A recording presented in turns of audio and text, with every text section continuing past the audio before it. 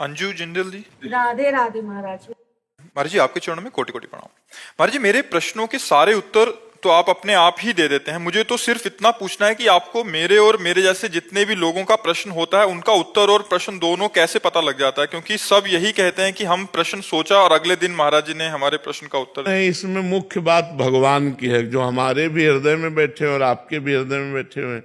तो आपके हृदय में कोई ऐसा प्रश्न हुआ और किसी ने आप प्रश्न कर दिया और उसका उत्तर आपको मिल गया, तो इसमें मुखिया भगवान हुए ना, मुख्य तो भगवान हुए।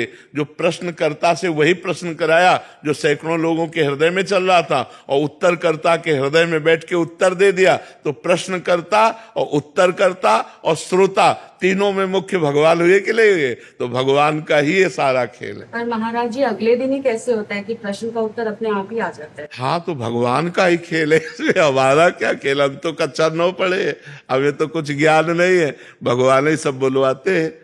अनन्या सिंह जी। राधे राधे महाराज। राधे राधे महाराज जी। महाराज जी ईमानदारी पे भी चलने पे कभी कभी कष्ट भोगने पड़ते हैं, और क्या ये प्रारब्ध हम अपने अच्छे और सच्चे कर्म से सही नहीं कर पा रहे? नहीं, इसमें वर्तमान के सत्य मार्ग में चलने की कमी का कोई प्रमाण नहीं होता। इसमें होता है हम सत्य चल रहे हैं लेकिन इस समय हमारा बुरा प्रारब्ध चल रहा है। तो देखा जाता है कभी कभी धर्मात्मा पुरुष दुख भोगते हुए और पापात्मा पुरुष सुख भोगते हुए। तो पापात्मा पुरुष का उस समय पुण्य चल रहा है, तो पुण्य फल से वो सुख भोग रहा है, और वो पाप का फल चल रहा है, इसलिए धर्मयुक्त चलने पर भी उसे दुख भोगना पड़ रहा है। लेकिन विजय धर्मात्मा की होगी, पापात्मा का नाश होगा। जैसे कुछ समय तक 12 वर्ष का वनवास, 1 वर्ष का अज्ञातवास पांडवों को भोगना पड़ा, और सम्राट पद पर दुर्योधन बैठे खूब फूला, लेकिन अंत में हस्तिनापुर नरेश महाराज युधिष्ठिर हुए और कौरवों का सम्यक विनाश हुआ।